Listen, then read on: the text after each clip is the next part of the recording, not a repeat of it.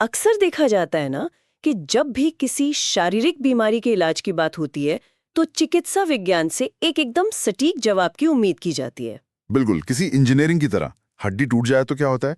X ray machine में वो सफेद टेढ़ी लाइन एकदम साफ दिख जाती है। हाँ, और कोई भी डॉक्टर स्क्रीन पर बस उंगली रखकर कह सकता है कि देखिए यहाँ समस्या है और इसे ऐसे ठीक किया जाएगा। ये बहुत ही सीधा मामला है। एकदम बाइनरी स्थिति होती है, या तो हड्डी टूटी है या फिर नहीं टूटी है। बीच का तो कोई रास्ता ही नहीं है। और पता है, ये जो स्पष्टता है ना, ये इंसानी दिमाग को बहुत तसल्ली देती है। पर आज की हमारी इस गहन चर्चा का विषय इतना सीधा नहीं है। आज हम एक बहुत ही जटिल और अदृश्य भटकाव पर बात करने वाले हैं। सही कहा। आज की चर्चा सच में बहुत खास होने वाली है, क्योंकि हम तत्वार्थ सूत्र के अध्याय 7 के सूत्र 16 पर गहराई से बात करेंगे। बिल्कुल।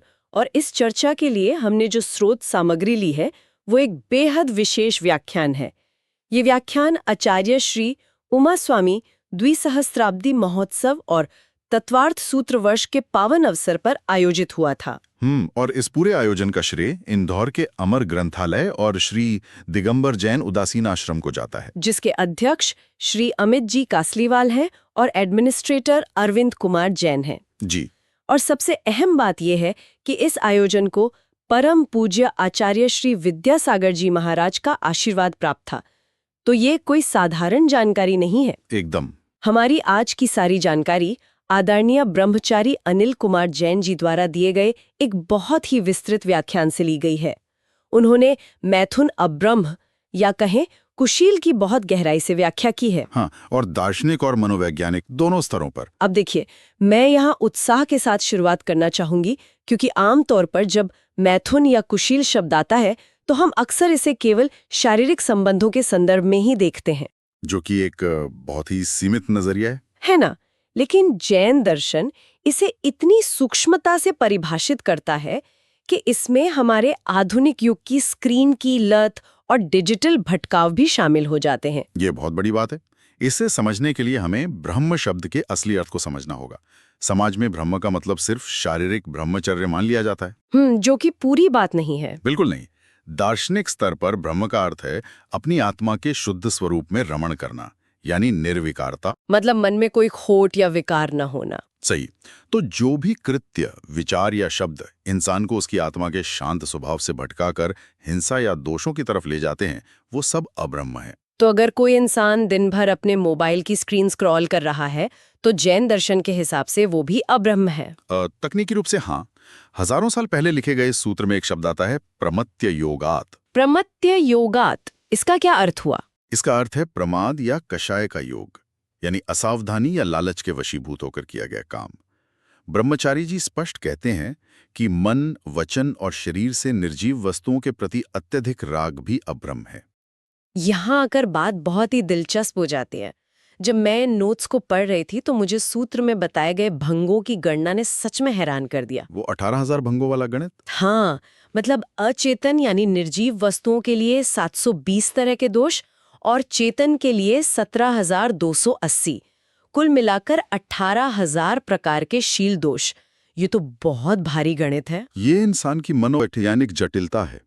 मन, वचन, काया, फिर काम खुद करना, करवाना या अनुमोदना करना, इन सब का जब इंद्रियों और कषायों के साथ गुणा होता है तो ये 18,000 भंग बनते हैं। अगर मैं इसे आज की भाषा में कहूँ तो ये दिमाग में एक साथ 18,000 ब्राउजर टैब खुले होने जैसा है। अरे वाह, ये उपमा बहुत सटीक है ना?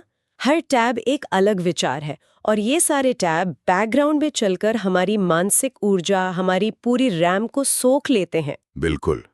इसीलिए व्याख्यान में कहा गया है कि पूर्ण रूप से निर्दोष शील का पालन केवल 14वें गुणस्थान पर ही संभव है। 14वां गुणस्थान यानी आध्यात्मिक विकास का सबसे उच्चतम स्तर। हाँ, तो इसीलिए दूसरों पर उंगली उठाना गलत है। जब हम किसी की ओर एक उंगली उठाते हैं तो 3 उंगलियां हमारी ही तरफ होती हैं। ये बहुत ही विनम्र कर देने वाली बात है। लेकिन अगर इन 18,000 तरह के दोषों से बचना इतना कठिन है तो सच्ची पवित्रता का मूल क्या है? ये उम्र या किताबी ज्ञान से तय नहीं होता, ये इंसान की आंतरिक स्थिति से तय होता है। इसी बात पर मुझे युवा सुखदेव और वृद्ध वेदव्यास की वो पौराणिक कथा याद आ रही है। बहुत ही कमाल का दृष्टांत है। हाँ, वो सरोवर वाली कथा। बिल्कुल। जब सरोवर में स्नान कर रही स्त्रियों ने युवा सुखदेव को वहां से गुजरते देखा तो उन्होंने वस्त्र नहीं पहने, लेकिन जब वृद्ध वेदव्यास वहां से निकले तो वे छुपने लगीं। ये किसी को भी अटपटा लग सकता है। यहाँ जो बात सबसे ज्यादा ध्यान खींचती है वो ये है कि सुखदेव भले युवा थे, लेकिन वे पूरी तरह निर्विकार थे। मतलब उनके अंदर वासना का कोई विचार ही नहीं था। एकदम सही। उनकी दृष्टि में स्त्री पुरुष का भेद ही नहीं था। लेकिन वेदव्यास जी के पास संसार का सारा ज्ञान था, फिर भी उनके भीतर विकार मौजूद था, और जहां विकार है वहां अब भ्रम है। सैद्धांतिक रूप से ये समझना आसान है, लेकिन इंसानी फितरत अक्सर हमें उन्हीं सांसारिक सुखों की ओर खींचती है जिन्हें हम छोड़ चुके होते हैं। इसे रिलैप्स या पुरानी आदतों में लौटना कहते हैं। भवदेव और भावदेव भाइयों की कहानी इसका सटीक उदाहरण है। हाँ, भवदेव की कहानी। भवदेव ने मुनि दीक्षा ले ली थी, लेकिन एकांत में उन्हें अपनी पत्नी नागला की याद सताने लगी और वे वापस लौट आए। लेकिन नागला तो खादक ब्रह्मचर्य का पालन कर रही थी ना? हाँ, और उसने भवदेव को एक बहुत ही कठोर उदाहरण से परखा। ठीक है, तो चलिए इसे थोड़ा विस्तार से समझते हैं। नोट्स में एक मक्खी गिरी हुई खीर वाले उदाहरण पर चर्चा की गई है। जी, वो थोड़ा विचलित करने वाला दृष्टांत है। हाँ, सुन के अजीब लग सकता है। एक बच्चा स्वादिष्ट खीर खाता है, उसमें मक्खी होती है तो उसे उल्टी यानी वमन हो जाता है, और फिर वो बच्चा जानवरों की तरह अपनी ही उल्टी वापस चाटने लगता है। बिल्कुल। नागला ने भवदेव से यही कहा कि जिस वस्तु या सुख का त्याग कर दिया जाए उसे वापस अपनाना वमन खाने के समान है। एक बहुत ही सशक्त रूपक है ये। छोड़े हुए व्यसनों की ओर लौटना सबसे बड़ा पतन है। आगम में इसे 3 अग्नियों के सिद्धांत से जोड़ा गया है: क्रोधाग्नि, कामाग्नि और जठराग्नि। मतलब गुस्से, वासना और भूख की आग। हाँ, जैसे आग में ईंधन डालने से वो कभी नहीं बुझती, वैसे ही इच्छाओं को पूरा करने से वे कभी शांत नहीं होती। क्रोध को क्षमा से और काम को शील की आहुति से ही बुझाया जा सकता है। पर इंसान जानते हुए भी इन अग्नियों में ईंधन क्यों डालता है? शायद हमें लगता है कि भौतिक सुख हमें तृप्ति देंगे। ये एक महाभ्रम है। देवगति यानी स्वर्ग के देवों का विश्लेषण देखें। उनके पास असीमित सुख और करोड़ों देवांगनाएं होती हैं। फिर तो उन्हें तृप्त होना चाहिए। बिल्कुल नहीं, उन्हें कभी तृप्ति नहीं मिलती। जीवन के अंतिम 6 महीनों में जब उनके शरीर की माला मुरझाने लगती है तो वो इतने दुखी होते हैं कि उनका पुण्य नष्ट हो जाता है। अरे बाप रे! और वे मरकर सीधे एक इंद्रिय जीव बन जाते हैं। मतलब स्वर्ग से सीधे पेड़ पौधे या सूक्ष्म जीव के रूप में जन्म। ये तो बहुत ही डरावना है। और ये सिर्फ देवों के साथ नहीं होता।